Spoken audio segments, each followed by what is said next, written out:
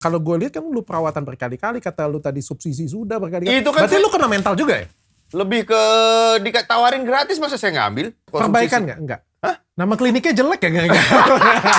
Enak di radio atau enak di TV Di sebenarnya? radio lah, kan di radio gue gak kelihatan mukanya.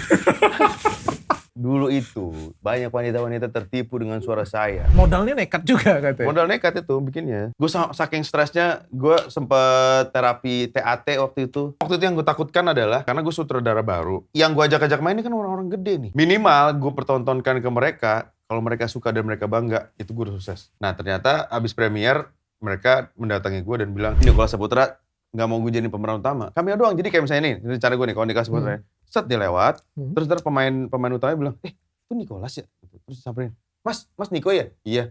Kok gak mirip? Dah gitu doang, terus cabut. Itu cita-cita gue.